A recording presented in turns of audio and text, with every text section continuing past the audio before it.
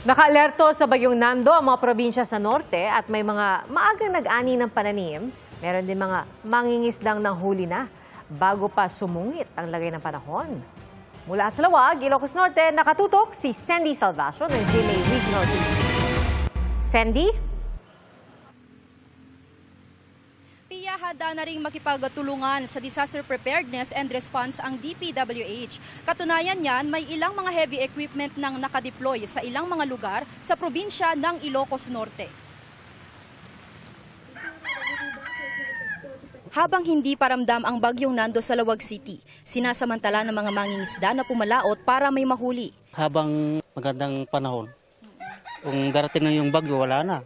Inaayos na rin nila ang mga bangka para hindi tangayin. Naka-alerto na ang Ilocos Norte DRRMO.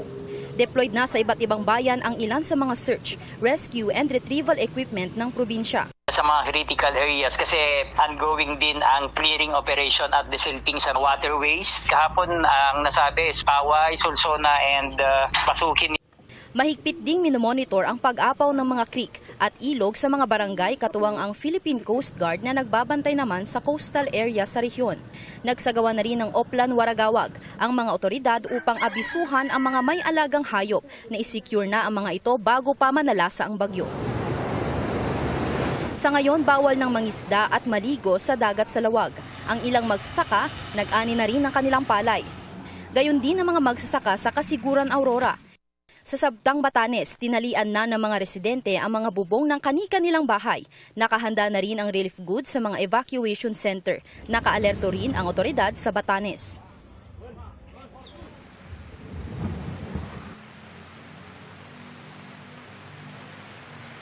Pia, naglabas na rin ng abiso ang otoridad patungkol sa storm surge sa probinsya ng Cagayan at Ilocos Norte na kung saan inaasahan ang pagtaas ng alon mula 2 hanggang 3 metro. Bunsod ito ng Bagyong Nando. Pinapayuhan ang mga residente sa tabing dagat na maghanda na para sa posibleng paglikas. Pia. Maraming salamat, Sandy Salvacio ng GMA Regional TV. At dahil sa Bagyong Nando, suspendido ang face-to-face classes sa Tuguegarao City sa Cagayan sa Lunes. Ayon sa LGU, sakop niyan ang lahat ng antas mula po elementarya hanggang kolehiyo sa mga public at private schools. Manatili po nakatutok sa 24 oras para sa iba pang anunsyo. May pag-uulan na rin sa Baguio City sa gitna ng paghahanda sa Bagyong Nando. Naka-alerto ang mga otoridad sa mga landslide-prone area. At ang mga turista naman, sinulit ang pamamasyal.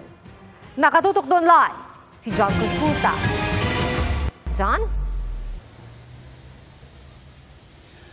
Pia, naka-alerto na nga ang 13 munisipalidad ng Cordillera Administrative Region bilang inaasahang epekto ng pagpapalapit na Bagyong Nando. Dinatnan namin sa Baguio ang pamilya Favis mula Quezon City na katatapos lang mag-strawberry picking. Sinamantala na nila ang pagkakataon habang hindi pa masungit ang panahon. Kahit alam nilang may paparating na bagyo, tinuloy pa rin nila ang pag-akyat sa Baguio. Kasi sayang po yung booking namin eh. Bawal naman po i-cancel. Stay lang talaga sa hotel pag masama ang panahon. Malayo-layo pa ang Bagyong Nando pero mayat-maya na ang pag-uulan sa Baguio City at karatig na munisipyo. Ayon sa Benguet PDRRMO, ipinatutupad ang road closure sa bahagi ng Baguio-Bua-Itogon Road dahil sa ongoing clearing operations sa landslide na naganap sa lugar. Pero may binuksang alternate route para tuloy-tuloy ang biyahe mula Baguio papuntang Itogon-Benguet. Naka-standby na rin daw ang ilang equipment ng probinsya at DPWH para sa mga landslide-prone areas sakaling kailanganin. Hinihikayat din daw ang pag-aani sa mga tanim na gulay at prutas bago tuluyang sumama ang panahon.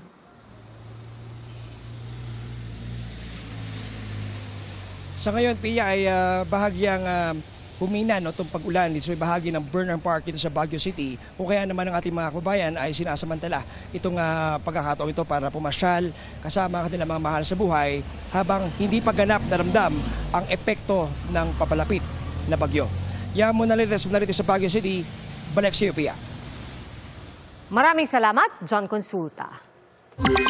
Mga kapuso, alamin natin ngayon ang latest sa Typhoon Nando mula kay Amor La Rosa ng GMA Integrated News Weather Center. Amor. Salamat Ivan, mga kapuso, lalo pa pong lumalakas ang bagyong Nando na posibleng ang maging super typhoon at habang patuloy ang paglapit niyan sa lupa, nagsimula ng magtaas ng wind signal ang Pag-asa. Signal number 1 na po sa Batanes, ganoon din sa Cagayan kasama ang Babuyan Islands, Isabela, Quirino, northeastern portion ng Nueva Vizcaya, Apayao at ganoon din sa Kalinga.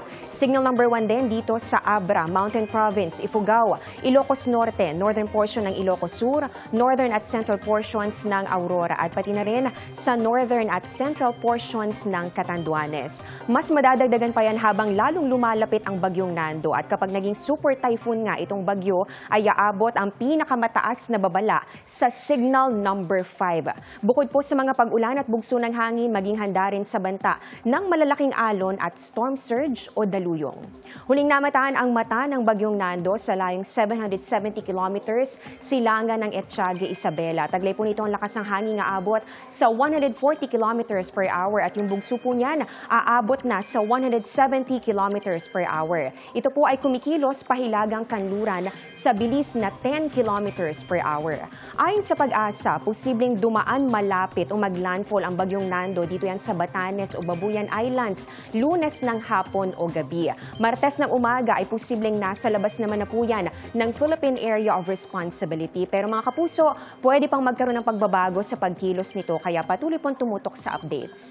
Unti-unti nang nakakaapekto yung trough o buntot ng bagyong Nando. Dito po yan sa ilang bahagi ng Luzon. Kita na po yan sa mapa, humahampas na po yung mga kaulapan yan dito sa ilang bahagi po ng Luzon at Visayas. At ito naman po pinapalakas po nito o hinahatak na habagat magpapaulan din sa natitirang bahagi po ng Pilipinas. So combined effects po ng bagyo at ng habagat asahan po natin magdudulot ng masamang panahon. Base po sa datos ng Metro Weather bukas kung kailan may kabi-kabilang protesta sa iba't ibang bahagi ng bansa. Umaga pa lang may chance na po ng mga kalat-kalat na ulan dito yan sa Bicol Region, ganun din sa may Eastern Visayas, Mimaropa, Calabarzon, Western sections ng Central Luzon at ganun din sa ilang bahagi po ng Visayas at Mindanao. Pagsapit naman ng hapon, halos buong Luzon na ang uulanin mula po yan sa may extreme at Northern Luzon, ganun din dito sa may Central Luzon, Southern Luzon kasama po ang Calabarzon at Mimaropa, ganun din sa Bicol Region. May mga pag-ulan din po tayo nakikita sa malaking bahagi ng Visayas at ng Mindanao. Maraming lugar na ang mag-uumpisang makaranas ng malalakas na buhos ng ulan kaya maging handa po sa banta ng baha o landslide. Sa Metro Manila naman, umaga pa lang maulap na po ang panahon at bago magtanghali ay posibleng meron ng mga kalat-kalat na ulan sa ilang lungsod. Pwedeng magpatuloy ang mga pag-ulan sa hapon at maulit sa gabi kaya doble ingat. Pagsapit po ng Lunes, nasa Northern Luzon pa rin at ganoon din sa may extreme Northern Luzon, yung pinakamatitinding buhos ng ulan at kitang-kita po dito sa ating mapa yung lawak ng sakop nitong bagyong Nando. Maulan din sa iba pang bahagi po ng Luzon at ganoon din dito, meron din po mga pag-ulan sa ilang panig ng Visayas at Mindanao dahil naman po yan sa habagat. Yan muna ang latest sa ating panahon. Ako po si Amor La Rosa para sa GMA Integrated News Weather Center. Maasahan anuman ang panahon.